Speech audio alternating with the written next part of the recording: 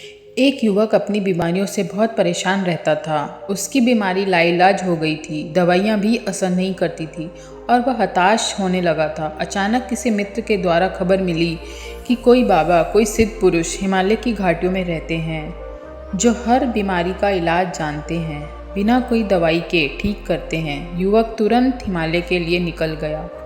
वह साधु के पास पहुंच गया, फिर साधु से भेंट की। उस युवक ने साधु से कहा, गुरुजी, मैं अपनी बीमारी के चलते बहुत परेशान हूँ। कोई भी दवाई असर नहीं करती। मेरी बीमारी लाइलाज हो गई है। साधु महात्मा ने उस युवक से कहा कि कुछ महीनों के लिए यही आश्रम में रहो और जो जो कहता हूँ वह करते जाओ।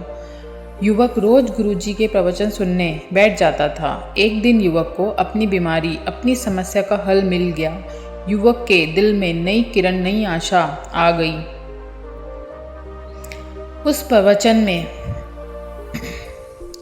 उस प्रवचन में गुरुजी बताते हैं कि जो बीमारी शरीर की है वह उपचार से ठीक हो जाती है और जो बीमारी मन की है वह उपचार से ठीक नहीं होती।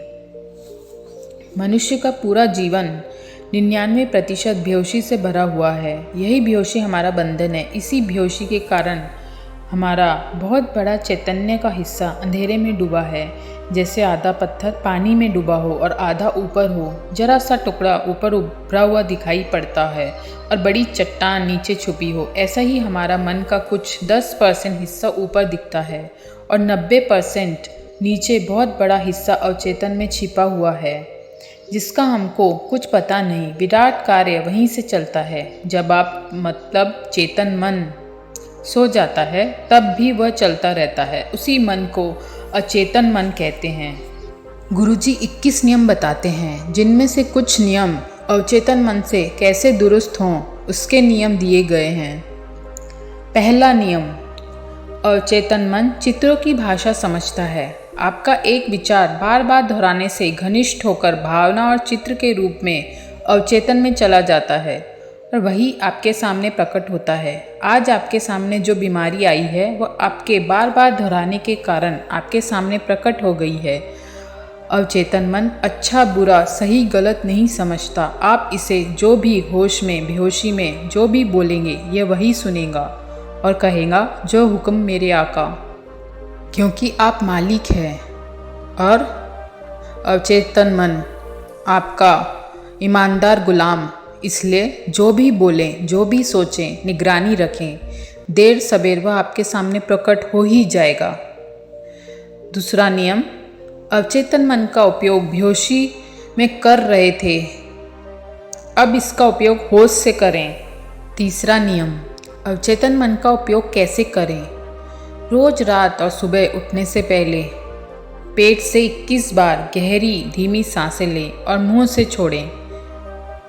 जो सांसें पेट तक जाती हो और छोड़ना मुंह से है। फिर आप 21 बार मैं स्वस्थ हूँ यह पूरे भाव के साथ दोहराएं। साथ ही कल्पना देखें कि आप पूर्ण स्वस्थ हैं और बहुत खुश हैं। यह निरंतर 3 महीने तक अभ्यास करें। चौथा नियम, जैसे आप परमात्मा में अटूट श्रद्धा और आस्था रखते हैं, वैसे ही अपने ऊपर, अपने अवचेतन पर अटूट श्रद्धा और आस्था रखें। विचार और कल्पना की शक्ति से आप कठिन से कठिन कार्य बड़ी आसानी से कर सकते हैं। पांचवा नियम, दिन भर इसी भाव में रहें कि आप स्वस्थ हो गए हैं और नकारात्मकता को बिल्कुल त्याग दें। छठा नियम, स्वस्थ हो गए हैं इस भाव से भरें और परमात्मा के प्रति, अस्तित्व के प्रति कृतज्ञता से भरें। सातवां नियम, कोई भी बीमारी नेगेटिव भावना और विचार से उत्पन्न होती है। नेगेटिव दृष्टिकोण छोड़ दे। अगर नहीं छोड़ पा रहे हैं तो एक प्रयोग करें। एक हवन कुंड में लकड़ियां या गाय के गोबर के कंडे जलाएं। एक पेपर में अपनी सारी बीमारी और नकारात्मक सोच को लिख दें और उन पेपर को उन लकड़ियों में जला दें और आंख बंद करके यह भाव करें कि आपकी नकारात्मकता और बीमारी जल के भस्म हो गई हैं और आप मुक्त हो गए हैं। दूसरा तरीका, एक पेपर पर अपनी सारी समस्याएं लिख दें और एक बहती हुई नदी के पास जाएं और वह कागज़ को, जो भी आपने लिखा है, बहती नदी में वह कागज़ छोड़ दें और भाव करें कि आपके हाथों से सारी नकारात्मकता पानी में बह गई है और बहती हुई जा रही है और आप हल्का महसूस कर रहे हैं। आठवां नियम, किसी के प्रति भी अगर कोई गुस्सा या कोई नाराज़गी या नफ़रत है तो उसको माफ़ कर दें। अगर किसी ने आपका दिल दुखाया है तो उसको माफ़ कर दें, और आपने भी किसी का दिल दुखाया है तो उसे क्षमा मांग लें। ऐसा करने से आपके आज्ञा चक्र और हृदय चक्र में जो कुंठा भरी है वह समाप्त हो जाती है। दोस्तों, इस संदर्भ में एक फॉरगिवनेस मेडिटेशन वीडियो दिया है, कृपया उसे अवश्य सुन लीजिए। 9वां नियम, प्रतिदिन कुछ समय सकारात्मक बातें सुने, पढ़ें और लिखें।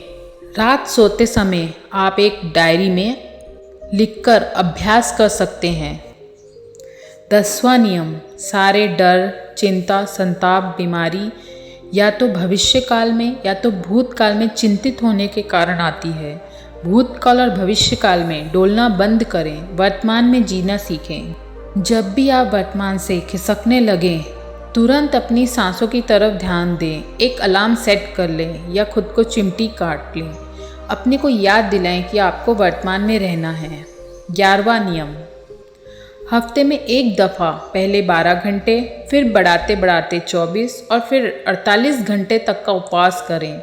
धीरे धीरे शुरुआत करें। यह आपका तन, मन, आत्मा से आपको शुद्ध कर देंगी।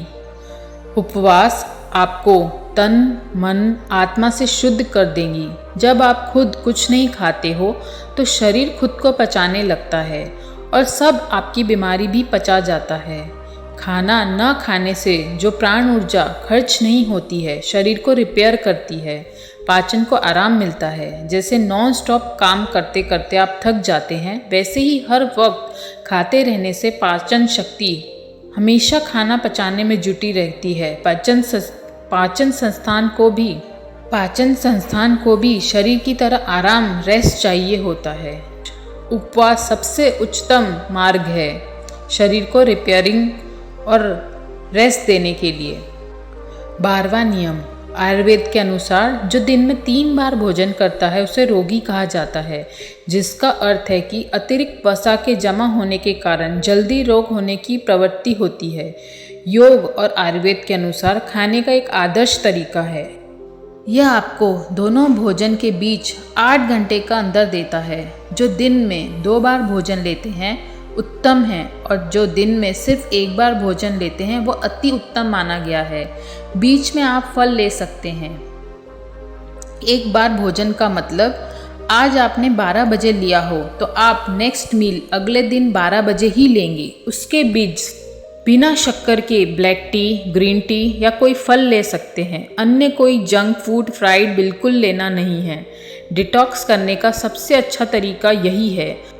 अंदरूनी सफाई करना बाहर की सफाई से कहीं ज़्यादा ज़रूरी होता है। 13वां नियम, आज के दौर में इसे 16 घंटे की इंटरमिटेंट फास्टिंग कहा गया है। इंटरमिटेंट फास्टिंग का सबसे लोकप्रिय तरीका 16:8 है, जहां आप 16 घंटे उपवास करते हैं और 8 घंटे में खाते पीते हैं। 16 घंटे के उपवास की अवधि के दौरान आप केवल पानी, ग्रीन टी, ब्लैक टी बिना शक्कर के ले सकते हैं।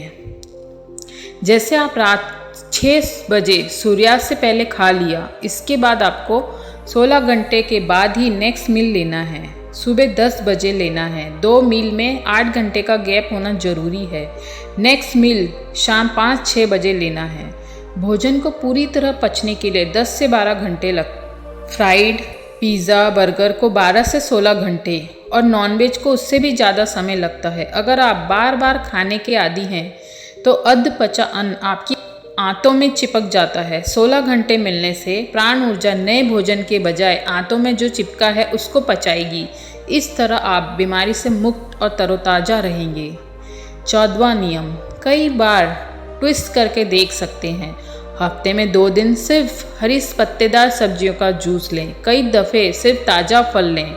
डॉक्टर विश्व स्वरूप कहते हैं कि अगर जिनको एसिडिटी की प्रॉब्लम है 3 दिन कंटिन्यू कुछ ना खाएं, सिर्फ नारियल पानी और सादा पानी लें। जो एसिडिटी बनने के कारण है उस पर ब्रेक लगाना बहुत ज़रूरी होता है। अभी 3 दिन का उपवास तोड़ें तो शुरू में कोई भी फल का जूस लें, फ्रूट लें, इसके बाद ही कुछ खाएं। यह नियम हर फास्टिंग के बाद लागू होता है। पेट से सांस लेने की आदत डालें। पेट तक सांस लेने से पूरे शरीर में पर्याप्त रूप से प्राण ऊर्जा प्रवाहित होती है, जो कि नेचुरल तरीके से डिटॉक्स अंदरूनी सफाई करती है। घर में कोई ना कोई बीमार आपको अवश्य दिखेगा। माता पिता की जिम्मेदारी बनती है कि वह अपने बच्चों को बचपन से अच्छी आदत डालें, क्योंकि बच्चा आप जो करोगे वही देख देख कर सीखेगा। बड़े होने में सिखाना नामुमकिन सा होता है। 16वां नियम, खाना बनने के बाद उसको 40 मिनट में खा लेना सर्वश्रेष्ठ माना जाता है, और हम लोग तो फ्रिज में स्टोर कर करके खाते हैं, जो बिल्कुल पॉइजनस है। कृपया इससे बचें।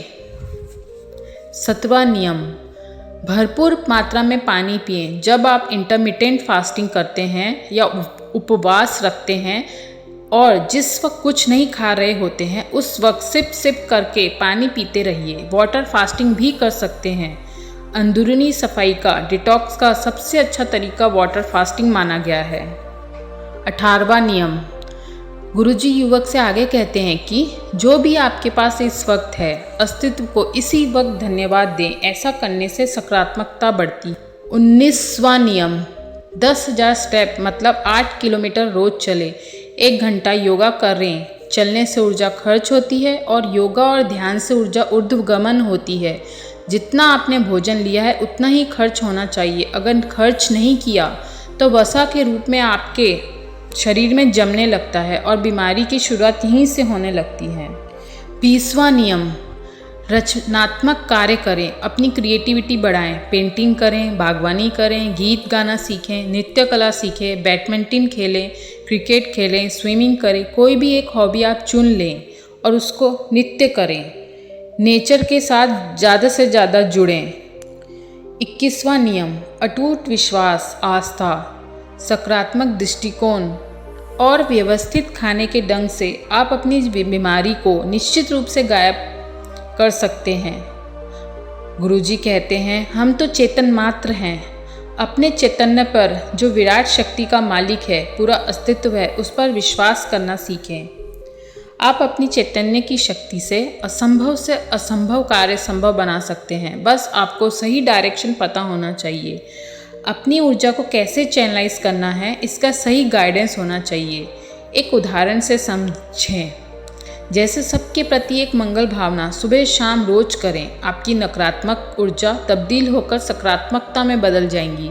ऊर्जा को, एनर्जी को ट्रांसफॉर्म करना कहते हैं। इसे ही ऊर्जा को सही दिशा देना कहते हैं। दोस्तों, एक मैंने मॉर्निंग मेडिटेशन और ग्रैटिट्यूड मेडिटेशन अपलोड किया गया है। कृपया उसे अवश्य सुनिए और अपनी ऊर्जा को चैनलाइज करें। इस तरह युवक 21 नियम जानकर आश्चर्यचकित हो गया और उसे स्वस्थ होने की कुंजी मिल गई। युवक ने साधु महात्मा को अत्यंत पूरे प्रेमपूर्ण हृदय से धन्यवाद प्रकट किया और 21 नियम पालन करने का निर्णय लिया। हाँ, धीरे धीरे अपनी ज़िंदगी में इस नियम को अपनाता चला गया और धीरे धीरे स्वस्थता की ओर बढ़ता चला गया। वह जीवन जीने की कला सीख गया और मन ही मन गुरुजी को धन्यवाद देने लगा।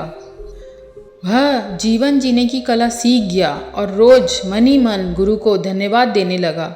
दोस्तों, हम भी यह नियम अपने जीवन में धीरे धीरे अपनाकर अपना जीवन स्वस्थ, आनंद में बना सकते हैं। बस ज़रूरत है कि एक स्ट्रांग निर्णय लेने। आपकी संकल्प शक्ति कमज़ोर है तो मैंने संकल्प शक्ति कैसे बढ़ाएं और अवचेतन मन की रिप्रोग्रामिंग कैसे करें, ये 2 वीडियो अपलोड किए हैं। कृपया इसे ज़रूर देखें और सुनें। दोस्तों, कई लोगों का यह भ्रम रहता है कि उनके पास समय नहीं है। लगातार नॉन स्टॉप मोबाइल में कंटिन्यू गेम खेलते हैं, सोशल मीडिया में लगे रहते हैं और समय बर्बाद करते हैं। कृपया अपने समय का सही सदुपयोग करें। अगर आपने आज समय की कदर नहीं की तो कल समय आपकी कदर नहीं करेगा। जीवन का चक्र तो यही कहता है। दोस्तों, अगर आपको इस वीडियो से कुछ सीखने मिला तो लाइक, शेयर, सब्सक्राइब करना ना भूलें। फिर मिलेंगे नए किस्से कहानी के साथ। तब तक शुभेच्छा।